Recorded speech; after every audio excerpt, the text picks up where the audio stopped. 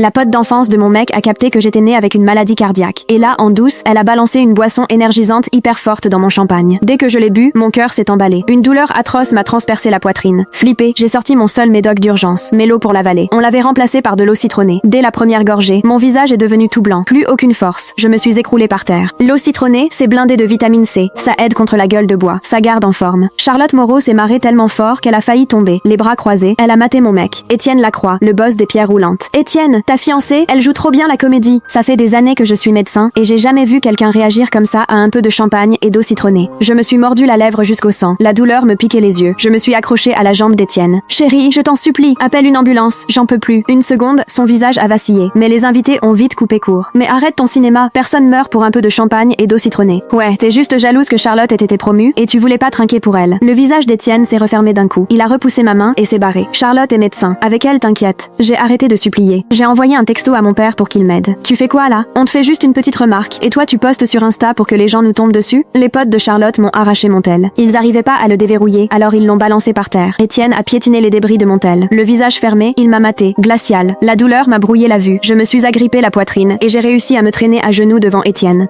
J'ai rien fait, Étienne. Je suis née avec un problème au cœur. Je crois que je fais une crise. S'il te plaît, appelle une ambulance. Étienne a fini par capter qu'un truc clochait. Il a froncé les sourcils. Mais avant qu'il bouge, Charlotte l'a tiré à l'écart. Étienne, ta fiancée, aucun respect. Tout le monde est venu fêter ma promo. Et elle, jalouse, elle essaye de tout gâcher. Je savais qu'Amélie me kiffait pas. Je l'ai invitée pour qu'on arrange les choses, mais ça lui a pas plu. Là, elle montre à tout le monde à quel point elle peut être méchante. Étienne, si j'avais su, je t'aurais invité toi tout seul. Elle m'a lancé un regard de mépris. T'es vraiment doué pour faire semblant, hein? Ce talent-là, tu devrais le garder pour le ciné. Au lieu de comploter et de tout pourrir. Je respirais de plus en plus mal. J'entendais mon propre souffle qui sifflait, comme un poids énorme sur ma poitrine, qui m'écrasait le dernier filet d'air. Étienne et Charlotte ont grandi ensemble. Ils avaient leur petit cercle à eux. Quand on s'est mis ensemble, Étienne était tellement pris par les affaires de la mafia, et par nous deux, qu'il voyait beaucoup moins ses potes. Ça, Charlotte, ça lui plaisait pas. Elle débarquait souvent sans prévenir quand Étienne et moi on sortait. J'en ai parlé plusieurs fois à Étienne, mais il l'a jamais pris au sérieux. Charlotte, c'est comme ma sœur, te prends pas la tête avec ça. Et là, Charlotte en a rajouté. Amélie, je suis juste là pour aider les copains à voir si t'es faite pour Étienne. Il t'a déjà accordé pas mal de temps, sois pas si gourmande. En gros, Charlotte me faisait comprendre un truc. Si je kiffais Étienne, je devais accepter tous ses potes. Charlotte comprise. Et même quand c'était censé être mon rencard avec Étienne, on finissait toujours par faire ce que Charlotte voulait. On mangeait ce qu'elle voulait. On matait les films qu'elle voulait. Au final, à tous mes rencarts avec Étienne, je me retrouvais à traîner derrière lui et Charlotte. Et si je montrais la moindre frustration, Charlotte se payait ma tête. Soi-disant, j'étais mesquine et jalouse. Et Étienne, du coup, il perdait de plus en plus patience avec moi. Je suis revenue au présent. Charlotte a maté ma tête de douleur et a haussé les sourcils, l'air méga fière d'elle. J'ai capté, Amélie, t'es tellement habituée au projo que t'as toujours besoin de voler la vedette, hein? Aujourd'hui, c'est moi la star. Et comme personne t'applaudit comme tes fans, tu nous fais ton cinéma juste pour qu'on te regarde.